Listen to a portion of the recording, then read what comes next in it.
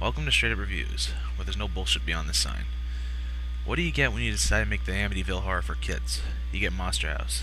Directed by future Poltergeist director Gil Keaton and executive produced by Robert Zemeckis and Steven Spielberg, this film was one of four that used the then-new Zemeckis style of digital animation, using motion capturing for a live performance. The other three being Beowulf, Polar Express, and Christmas Carol.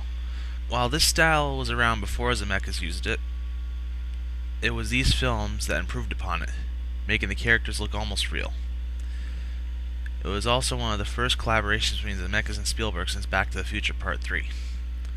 The movie itself is a combination of children's horror, a craft that's been around since the early 80s to say the least, as well as an adventure comedy. The story itself takes place sometime in the 80s. A kid named DJ is spying on his neighbor, the grumpy old Mr. Nevercracker. He suspects his house has a dark secret, after catching him threatening kids that come across his lawn taking their toys away. Upon investigating the house with his cowardly friend Chowder, who I like to call Kid Hudson, DJ inadvertently induces a heart attack on the old man. As if that wasn't bad enough, he's being babysat by the mean teen Elizabeth Darko. I'm not even kidding about that. It's Maggie Gyllenhaal, she looks like her role in Donnie Darko, and her name's Elizabeth. Could that mean they both take place in the same universe? I'm off track here. Anywho, DJ receives a strange phone call from the house, which is impossible since Nevercracker's dead, right? So he calls Kid Hudson and they decide to see if the place is haunted by ding-dong-ching it. The house then comes to life and tries to eat him. It all goes downhill horror from there. They of course try to tell their babysitter, the cops, and their parents, but of course this being a kid's horror movie, we all know how that goes. So with the help of Jenny, a candy salesgirl, they take matters in their own hands and battle the house themselves. The movie itself is not bad. I half expected it to be pants-wettingly scary like Coraline, but it's not as scary as that. The horror. The horror.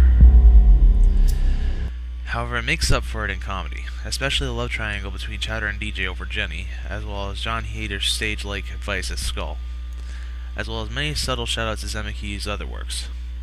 For those Castaway fans bitching and moaning about Wilson, rest assured he's fine. He got washed up in America, decided to change himself into a basketball, his own life choice, don't judge him, and is spending the rest of his days in Chowder's house.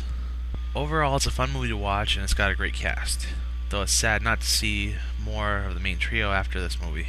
So far, Spencer Locke is in Resident Evil, and Michelle Musso is in Phineas and Ferb. Though aside from them, there was an all-star cast, including Zemeckis regular Kathleen Turner, as well as Steve Buscemi. That guy is made of awesome. Just don't put him near any wood chippers. With that said, I understand that not many people like this kind of animation. Nostalgia Critic even once remarked that if they wanted to use live actors, why not use live actors? But to me, I see where they're going with it.